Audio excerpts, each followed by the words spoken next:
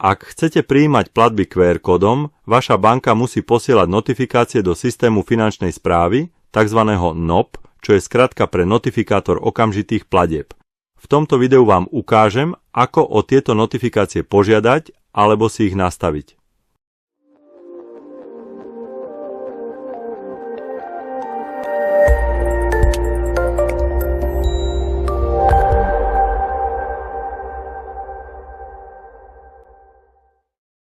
Aby ste mohli prijímať platby prostredníctvom QR kódu cez štátny systém, musia byť splnené 3 podmienky. Prvá, vaša pokladnica musí QR platby podporovať. Druhá, vaša banka musí vedieť posielať notifikácie do systému finančnej správy.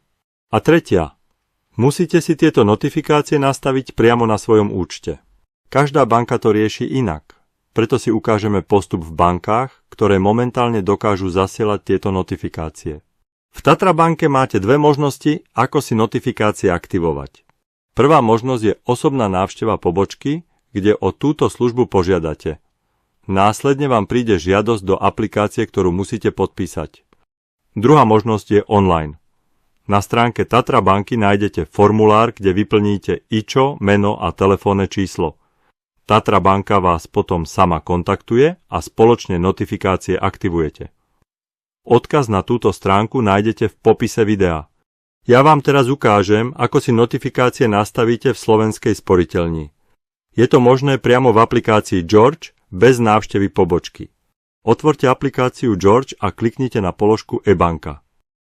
Prepnite sa na kartu Business. Notifikácie je možné nastaviť len na podnikateľských účtoch. Kliknite na dlaždicu účty a karty. Vyhľadajte možnosť na zapnutie notifikácií QR platieb.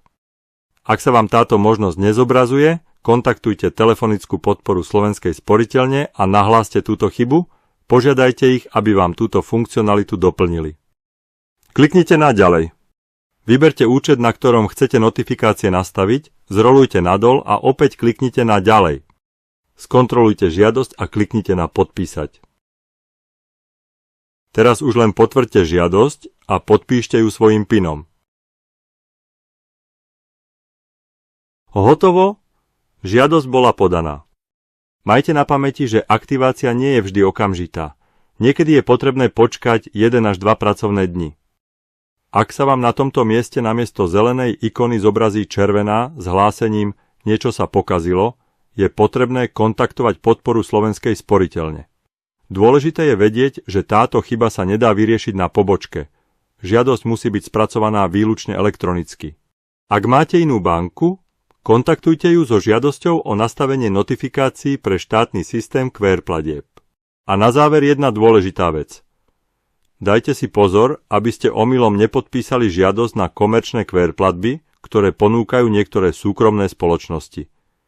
Tie sú spoplatnené transakčnými poplatkami, podobne ako platby kartou.